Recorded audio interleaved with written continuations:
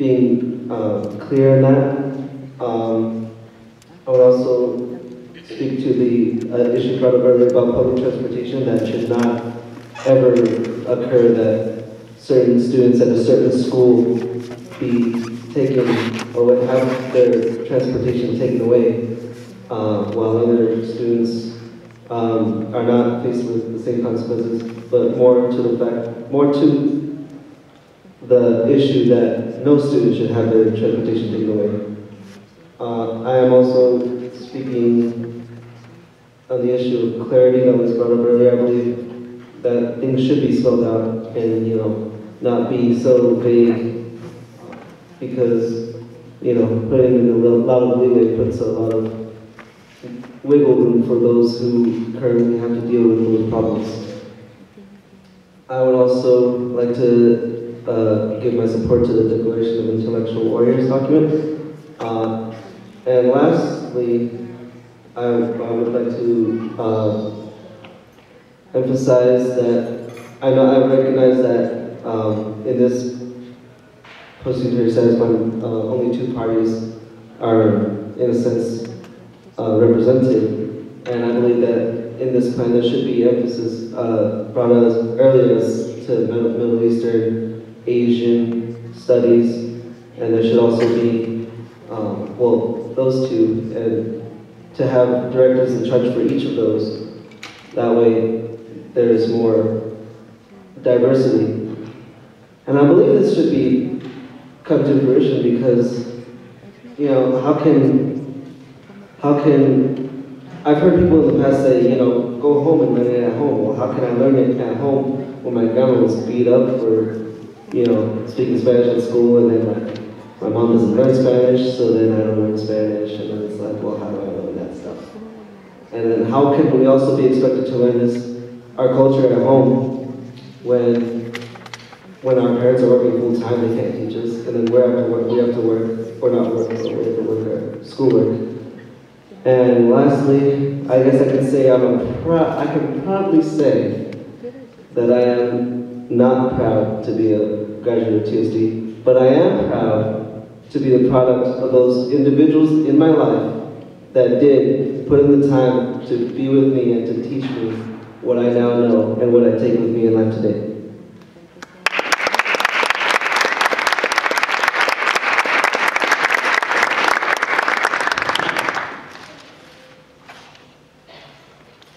Hello everybody, my name is Daniel Montoya.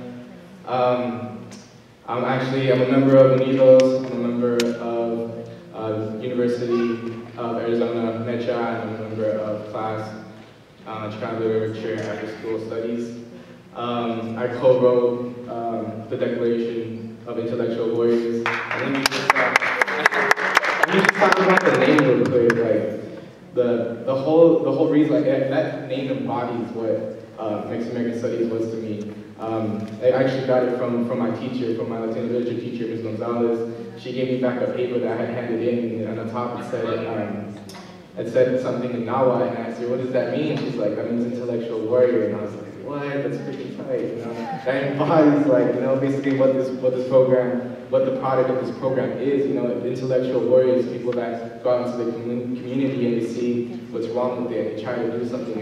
And what the difference between what a warrior is and what a soldier is that a warrior is there to protect something. A warrior thinks for himself. A soldier is somebody who just carries out orders. I actually just came back from my sociology class, and I had to do a presentation on the current issues in U.S. education, which is like, wow, it's super relevant to what's going on, right? And I was really excited to be able to do that presentation, but once it had to be done basically by the textbook. And once I got into the textbook, like the things that it talked about was clearly not relevant to what I thought I was going to be teaching in class. And I just want to say, these classes, this education is something that I thirst for. It's something that I want to pursue, and that's why I'm part of class. We meet Sundays. We meet on our spare time. It's something that I choose to do on my own time because I have a thirst for this knowledge. So this knowledge needs to be available to all students that haven't had it yet, and for people coming up. The time I have left, I guess I'll read some of the sections of the Declaration of Intellectual Words. The restoration of Mexican American studies. The new Mexican American Indigenous Studies program must be built on the foundation of the previous program that had demonstrated quantitative and qualitative measures of success. Therefore, the implementation of the Mexican American Indigenous Studies program and other ethnic studies programs must take budgetary priority over the implementation of multicultural program. That means that this program that we've had, the MAS, this has to be the foundation for this new program, and we choose to call it the Mexican American Indigenous Studies because we recognize that as Mexicanos, as Chicanos, we are indigenous to this land. This has been our land. So it's just something that I wanted to share with y'all. I thank you for your time, and I hope that goes into consideration. Thank you.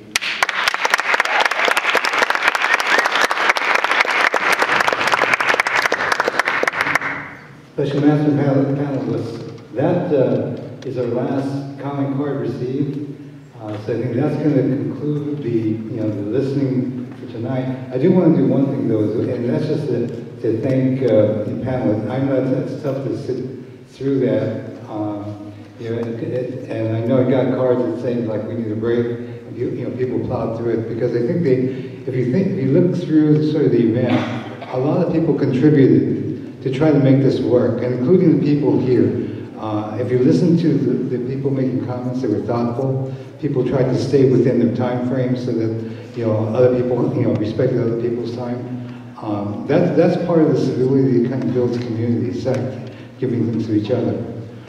Even people not in the room. If you notice, unlike some other meetings, there's some people missing, and at their own volition. Part of the contribution some people made is by not being here. The Tucson Police Department. Tucson Unified Security, those folks really are expressing support in their absence. Not support for any position, but support for what's taking place, that people can speak to issues that they care about. So that's happened. I saw earlier in the day, well, there's a whole lot of things to appreciate, because we're coming out of Thanksgiving. I know that I got frustrated in sort of working on this process because some of these panelists were spending all the time forging an agreement rather than working on planning the forums. Now I know the agreement is more important, so I respect that they did that. But I also know, because I couldn't get their time, that they spent a tremendous amount of time, and even though it may not be everything that we wanted, they worked hard to get to this. Today, I also, we're setting up behind the scenes. I mean, this microphone, there was one young woman pushing this heavy cart that set up all the equipment. I want to thank her. But just to close out, we are in the facility of Tucson Magnet. Principal Clash, would you, I want to say thank you to you.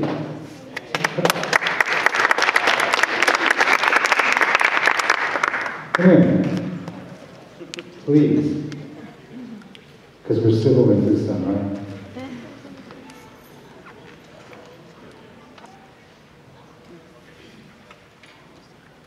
Now, she's got a big job to do with the school. I just heard her basketball team took championship, yes. So we congratulate her for that. Girls basketball team. Girls basketball team. What's on stage there is they've got a big, drum show tomorrow night.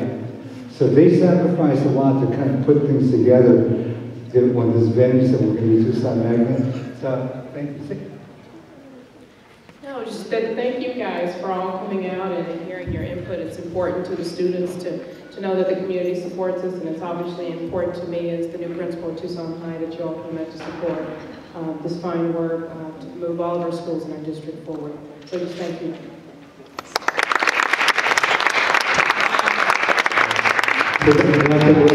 For some people, we'll see some people maybe tomorrow night at Pueblo, but they want to kind of, because I think there's more to be said and more to be heard.